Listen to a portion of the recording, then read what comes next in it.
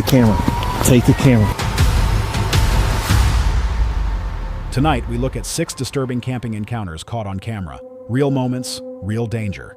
Don't forget to subscribe for more terrifying footage like this. Let's begin.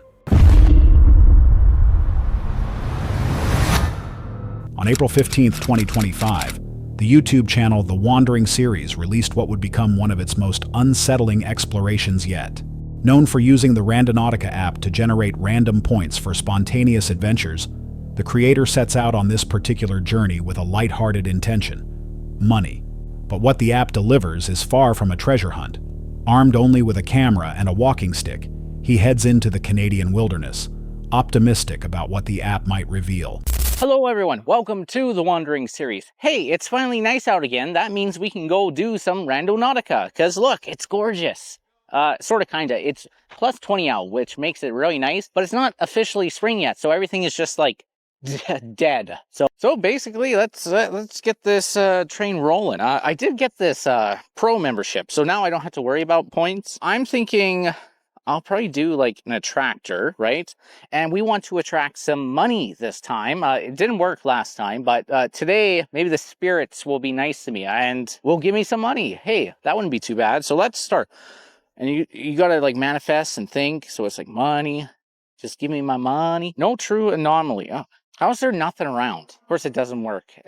Early in the video, he explains the plan, jokes about the weather, and comments on the lifeless landscape that comes with early spring in the region. The first Randonautica point leads him to a strange find: an old, rusted excavator sitting silently in the woods. While not overtly disturbing, it's still an odd placement, far from any nearby construction site. He explores it with mild amusement, noting the abandoned state and trying to peek inside the cab. Let's see here. Still way more down. It looks like we gotta go up this hill and up there. We just got like a rig out there. I want to go like check it out. But they just got, yeah, an excavator? Pretty sure that's what it's called, an excavator. Just out in the boonies. That's sort of kind of cool. Oh, but this is a perfect example of being able to lift you guys. You can like kind of get in there. Is there anything? Are the keys in there? Can I take this? Oh, I can't take that. Oh, if only my hand was a little bit longer. While the machine doesn't match his money-focused intention, it sets an eerie tone. The second point takes him deeper into the forest, and that's where things change. He stumbles upon what locals refer to as the dollhouse, a shack-like structure littered with decaying toys, broken dolls, dismembered stuffed animals, and bits of clothing. The objects seem arranged with disturbing intentionality. Some dolls are missing heads, others are nailed to the walls. I found the king of the homeless camps down here. Wow. Look at this. Murdell Island. Doing guy not much. What do we have? Oh, we got Rainier. You got a baby. A lot of the heads seem to be missing. Well, that can't be good, can it? Who is that? Snow White? Yeah, Snow White lost her head. Other baby lost her head. Someone has a little head obsession with babies, it seems. Look at this. Kind of weird, isn't it? It's like a bone. The structure is quiet, yet heavy. The atmosphere feels charged. The YouTuber maintains a nervous sense of humor, but his voice falters as he examines the details.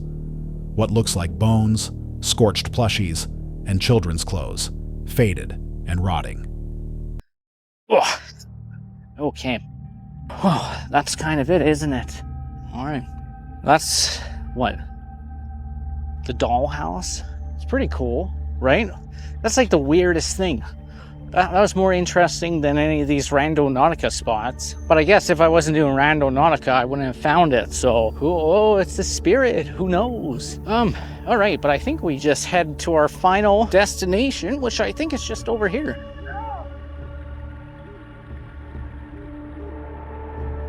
Did you guys hear that? Someone just yelled, help. Like, it wasn't them. That was like a different voice. I'm gonna have to actually review that. That's weird. What's going on here? Someone yelled help, Dude, I swear someone did. I don't think it was them. That sounded like more over here. Then, as he begins walking away from the shack, a voice calls out. A single word. Help. Loud enough to cut through the stillness. He stops cold, scans the forest, and whispers confusion. The voice isn't coming from any of the people he encountered nearby. It's from a direction he hasn't explored yet. For a moment, he debates going toward it, then decides against it. He leaves. Let's take a look at the map. Actually, it's a little bit before the excavator. It's right here. I think I'm standing on it. Well, that's the trip, isn't it? That's it. This is the spot, eh? I thought it was the excavator. This is just a whole lot of nothing. It is kind of pretty though, right? Well, can you guys see that? How do you do it? Something like that? 0 for 3. Kind of disappointing, isn't it? I was hoping to find some money. The only one that could have been, well, probably out on the shoreline, maybe there's like buried treasure. I should maybe bring like a little shovel. Be like, is there any treasure here? Do some, what do you call it? I was gonna call it grave robbing. Treasure hunting. Treasure hunting. That's what we're doing. The final Randonautica point, he arrives at an open clearing. There's nothing there. No structure. No symbol. Just quiet. He laughs off the lack of treasure, but admits it's been one of his most unnerving explorations so far. The intention was simple: money. But what the app delivered was a path of psychological unease, from forgotten machinery to the grotesque collection at the dollhouse, and ultimately to a human voice calling out for help. Whether real or imagined, the voice didn't match anyone he'd seen, and the shack's contents seemed too specific to be coincidence. Did the app guide him to these places through random chance? Or did it tap into something else, some deeper layer of intent, memory, or presence? The clearing at the end was quiet, but the dollhouse wasn't. So here's the question. Was the voice calling for help a coincidence? Or was it calling for him? Let us know what you think. Hold on a sec. If you're enjoying this so far, make sure to hit that subscribe button. Let's continue.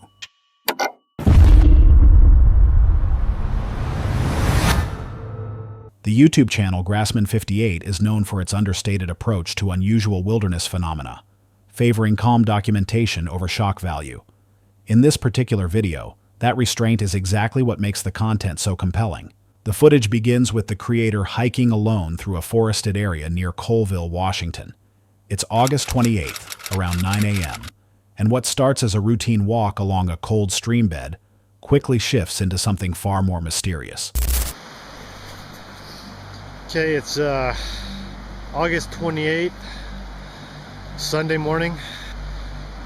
At about 9:35 a.m. I came across what appears to be tracks along this stream bed. Not sure exactly what made them, but I'm not jumping the gun and saying that whatever it is what I'm thinking. I'll just show you. First impression, marked with a Coke can. And you can see I got more cans set up going in that direction. Come over, kind of make out the heel, possibly, maybe even a toe. Then we come over, another impression. While walking along the stream's edge, he begins to spot impressions in the soft earth. At first, they're shallow and hard to distinguish, but then they become clearer. Large, human-like footprints, spaced evenly, some sunk up to 2 inches deep. To help convey scale, he places soda cans next to them. One of the prints measures just over 15 inches in length and about 7 inches wide. You can see the stride is pretty good distance from one another.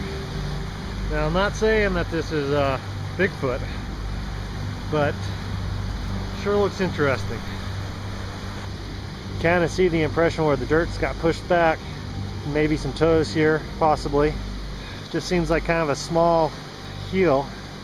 It's at least an inch and a half in, but definitely some toes here. Couldn't really make out if there was a 5th toe or not, but I casted it just to be on the safe side. What makes the discovery even more strange is the stride. Some of the prints are spaced over 5 feet apart. That's more than double the average human stride.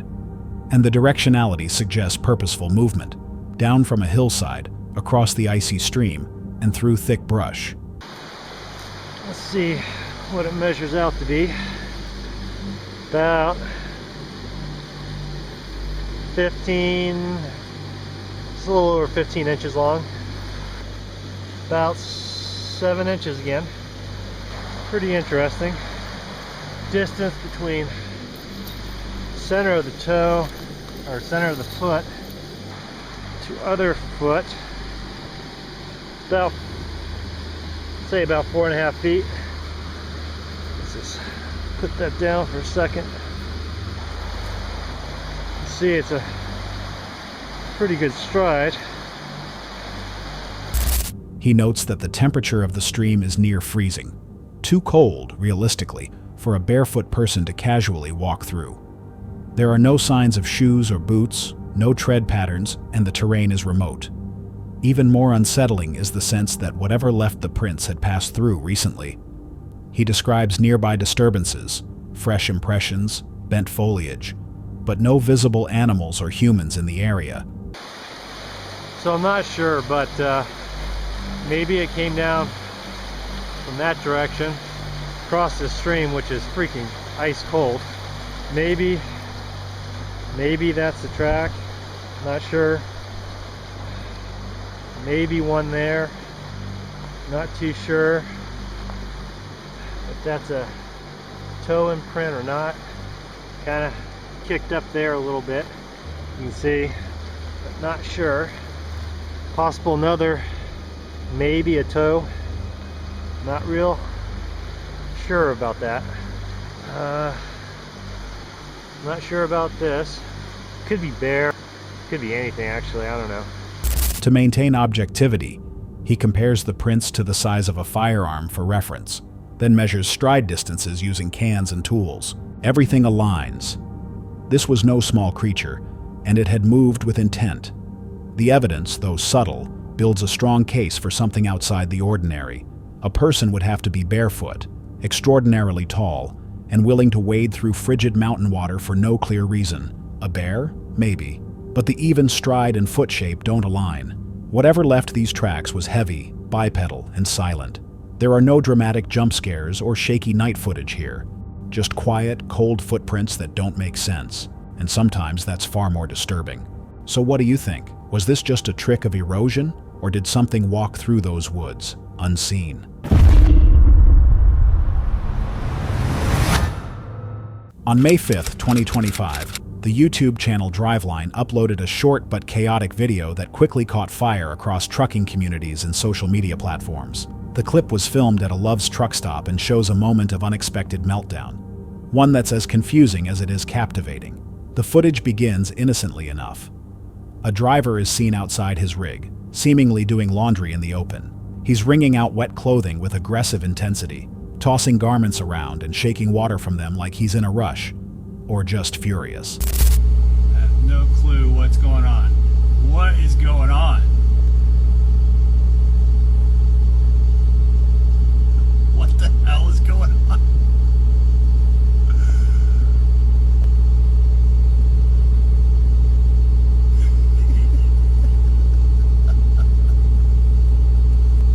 This is some angry loves laundry right here.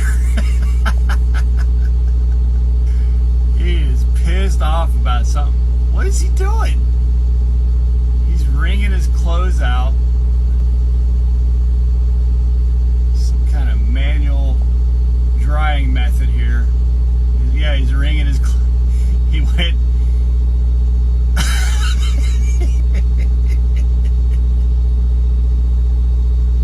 What is going on, guys? Somebody tell me in the comments. Somebody help me understand. The man appears to be drying soaked clothes in a DIY fashion. But then things escalate. He kicks his floor mats from the cab and flings what looks like a full cup of coffee across the truck stop lot. The cup hits the ground with force, liquid spraying, suggesting something more than just minor annoyance. Those watching speculate the trigger was a painfully relatable mistake.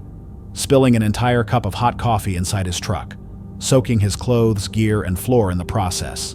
But while the frustration would be understandable, his public outburst goes far beyond what most would consider normal venting. Oh, this is floor mat. Oh, he kicked his floor mat. He is mad at something.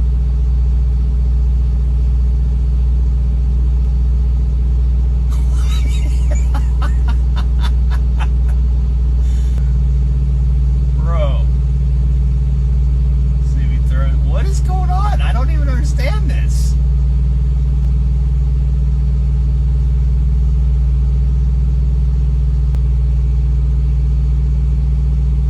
Wow. What? Okay, just threw out a cup of coffee. Okay, I'm gonna guess he got him a fresh cup of coffee, got in his truck, and spilled that fresh cup of coffee all over everything.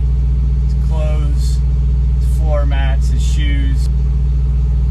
He's clearly pissed off, and he's pissed at his coffee, which, by the way, he didn't pick up, throwing in the trash. So that's how stuff ends up just laying around. He doesn't just clean up and move on. He lashes out at floor mats, clothes, and coffee cups, turning the paved area outside his truck into a scattered mess of personal belongings and emotional fallout.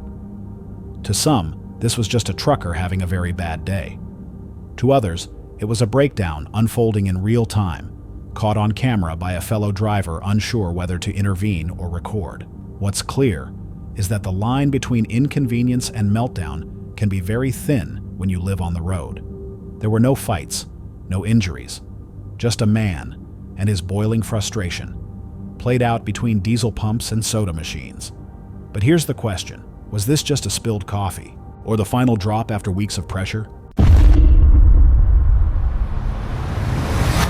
Uploaded on May 20th, 2025, this video from unexplained adds to the channel's growing reputation for solo camping in places heavy with paranormal folklore and real-life tragedy. In this episode, the creator travels deep into rural Indonesia, camping beside a river with a particularly grim past. Oke, kita langsung ceritakan di lokasi ini kenapa saya akan bermalam di sini, karena ceritanya cukup horor dan cukup menarik banget bagi saya, teman-teman. Dan kita akan ceritakan secara singkat gitu ya. Nah, sebenarnya ceritanya sangat panjang, tapi kita ambil secara singkat gitu, teman-teman ya. 5 bulan yang lalu ya, di sungai sini, teman-teman, itu pernah ditemukan mayat laki-laki sedang diikat kakinya dan tangannya, teman-teman. Terus diganduli batu, jadi itu mayatnya itu nggak bisa naik ya, jadi dia di dataran air terus gitu loh. Jadi di bawah air terus gitu, teman-teman. Itu kejadiannya sekitar 5 bulan yang lalu, teman-teman. Just 5 months earlier, the body of a man had been discovered in these waters, his hands and feet bound, his corpse weighed down with stones to keep it submerged. But long before his body surfaced, villagers had already begun reporting disturbing occurrences. Residents claimed to see a silent figure wandering the village at night, pausing in front of homes, vanishing without a trace. Many believed it was the spirit of the missing man, attempting to make contact, to lead someone to his hidden resting place. Drawn by the spiritual weight of the location, unexplained sets up camp along the riverbank, explaining the local story and calmly laying out his gear. Oke, teman-teman, kita pasang CCTV, kita sorot arah ke sana, teman-teman. Ini barusan ya terdengar kayak ada langkah di atas air gitu. Ini sering banget suaranya, teman-teman. Terus di atas itu kayak suara bambu bergerak, nggak tahu angin, nggak tahu apa, teman-teman. Di atas ini barusan banget suaranya, teman-teman.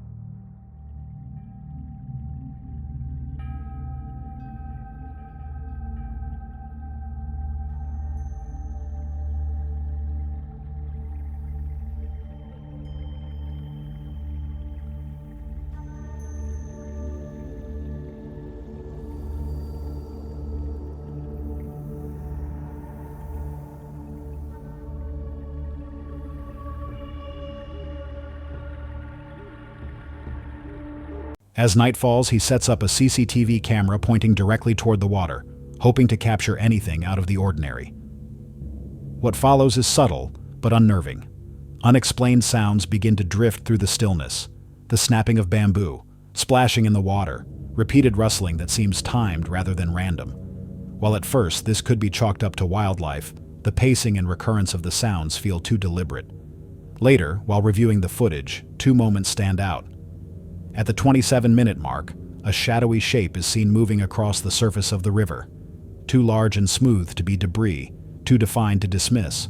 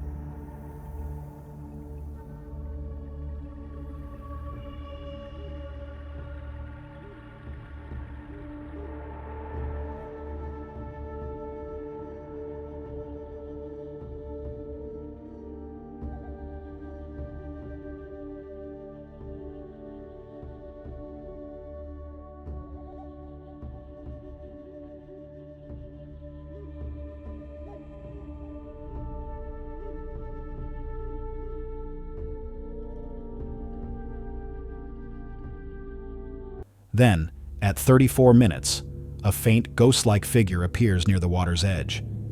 It doesn't move.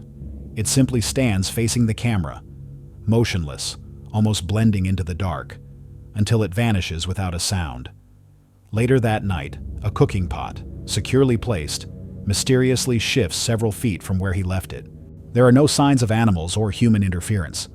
The sense of being watched becomes overwhelming. By morning, he reports his batteries have drained far faster than normal. He appears tired, physically and mentally, and admits that, despite his many experiences, this one left a lasting impression. Could it have been residual energy tied to the violent history of the location? Or was the figure near the water something intelligent, something aware of the visitor and his camera? The physical movement of the pot and the rapid battery drain suggest more than coincidence. In places like this, silence isn't peace, it's presence. So the question remains, was it just a recording of a quiet night by the river? Or a final attempt from something beneath the surface, still trying to be found? Let us know what you think. Some stories are best left unexplored, yet it's the unknown that draws us in. In this chilling entry, we follow Chris Baird, a YouTuber recognized for his wilderness explorations. On August 16, 2024, Chris and his friend Jazz ventured deep into one of America's most haunted forests. After a long drive down isolated dirt paths, they reach their remote camping spot just before nightfall. The mood is serene at first. They fish, explore, and enjoy the calm surroundings, completely unaware that this peace would not last. As dusk fades into darkness, they return to their van. That's when things begin to shift. Strange sounds surround their campsite. Uncertainty builds, but instead of fleeing, they decide to stay. Setting up a trail camera outside the van, they settle in for the night. Not long after, something, or someone, appears to tamper with the vehicle.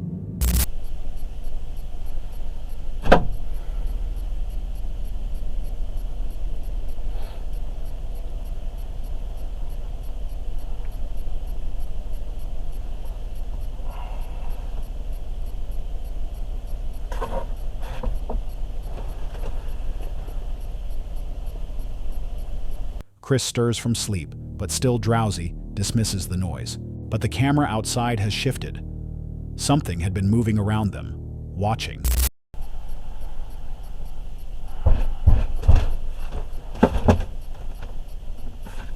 Oh, fuck.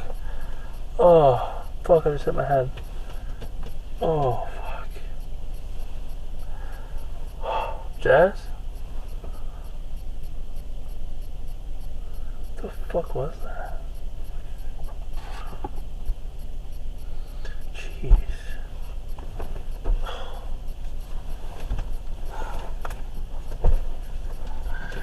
Soon, loud knocks strike the van. This time, Chris wakes fully, shaken and confused. Out here, miles from civilization, who else could be around?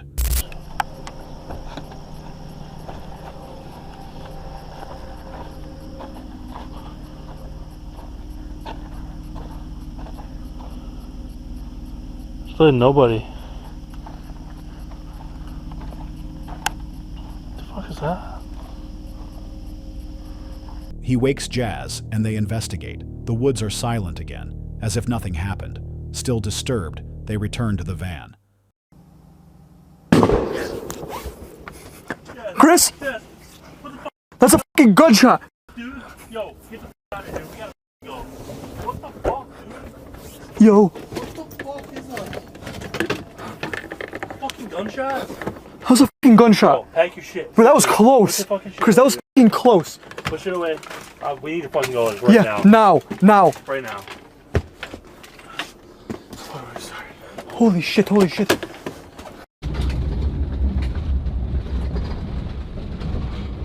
But the silence is shattered once more. A single gunshot rips through the air, close and unmistakable. Panic sets in. They scramble to grab their things. No more time for theories. They need to escape. They drive off into the night, the forest now completely still behind them. They had no answers, only fear and the haunting feeling that they were being targeted. Some viewers suspect it was a prank or an illegal hunter trying to scare them off. Others believe it may have been something more sinister, possibly territorial locals or someone watching them the whole day. The gunshot wasn't random, it was too close. Who was out there in the dark woods with them? And more importantly, were they ever meant to leave alive? On May 5th, 2025, the YouTube channel Exploring with Bear released one of their most intense investigations to date. Known for their no-fear approach to haunted places and dark explorations, this time Bear and his crew venture into what they describe as Helltown, an area steeped in urban legends and ghost stories. Using the Randonautica app, they set an intention, something morbid. The app delivers coordinates that lead them down a deteriorating forest road, far from any signs of civilization. With just one working flashlight and night quickly approaching, the group decides to press forward. And now it's getting nighttime too. This is when it's supposed to like come alive and do something to you. It's already got a way more spooky vibe though, don't it? This place, I'm telling you, at nighttime. And there's Wendigo, man. There's so much out here. It's insane.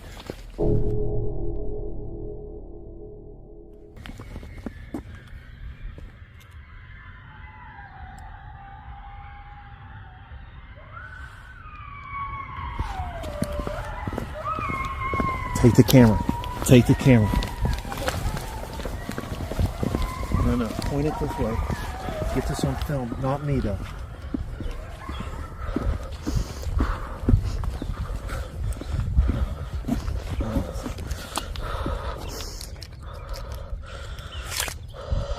As darkness settles in, the group hears unsettling howls echoing from the trees. Though they initially assume it might be wildlife, the pattern and tone of the sounds feel oddly human, and they seem to move, circling around the group.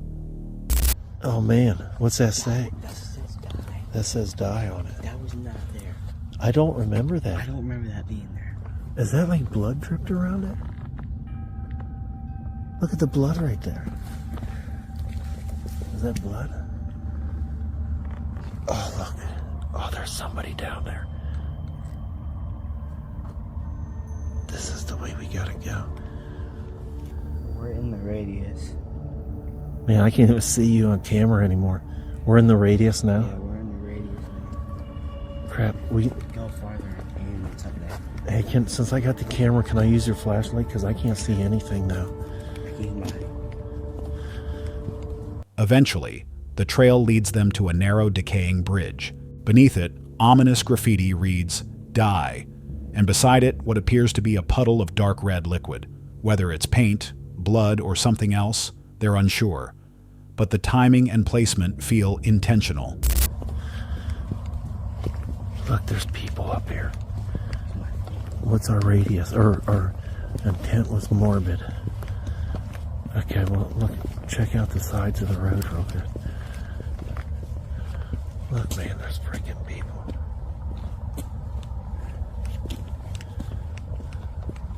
That makes me a little nervous. I don't remember that stuff being there. No. Yeah, it said die. Oh man, what is going on? Here, keep your light down. Hopefully they don't see us. I just can't remember that. We're in the radius though. Oh, here's the bridge. And we're in the radius. It's like right on. It's like right on the bridge. Yeah.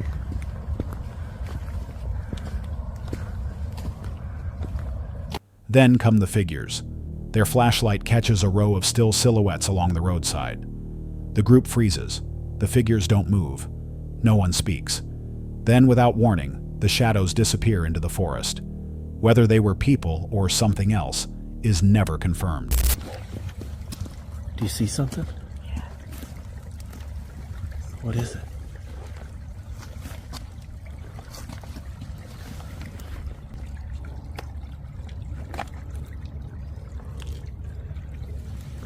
Well, let's put the lid back on. Hold on. People are coming. We'll take that with us. Okay. We need to... What is going on here?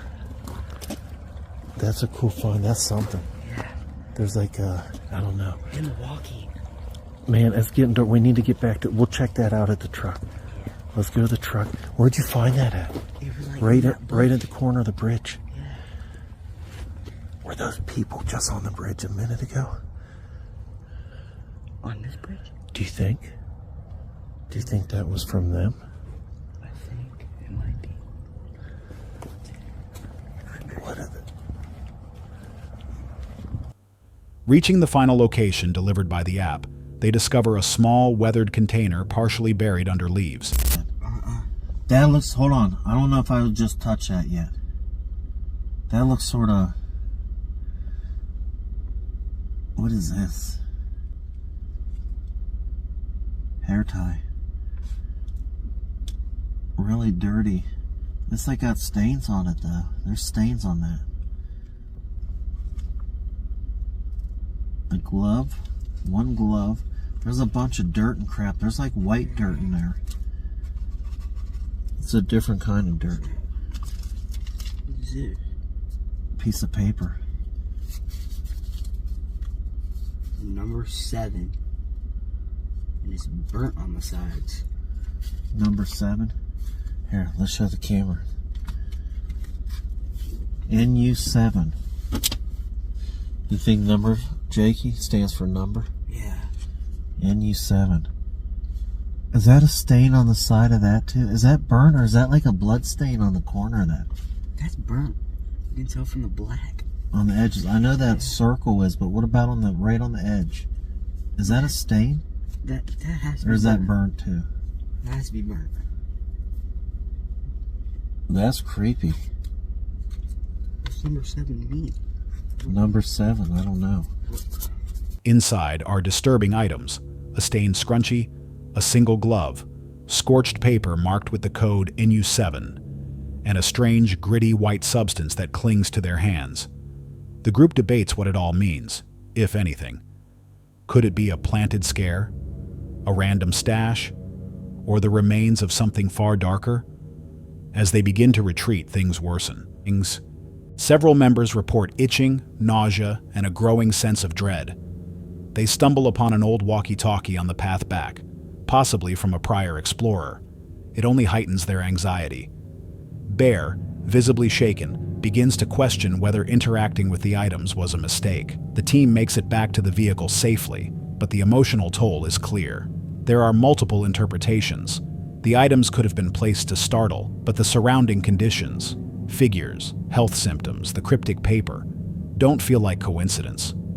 Could the NU7 note have been a warning, a signature, or just random letters from something unspoken? And then there's the deeper question: did Randonautica really match their morbid intention too well? Was this just a perfect storm of creepy timing, imagination, and shadows?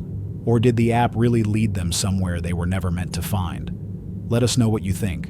And if you ever use Randonautica, be careful what you ask for. That's all for tonight's video. Which encounter gave you chills? Let us know in the comments below. Got your own experience? We want to hear it. And whatever you do, don't miss what's coming next.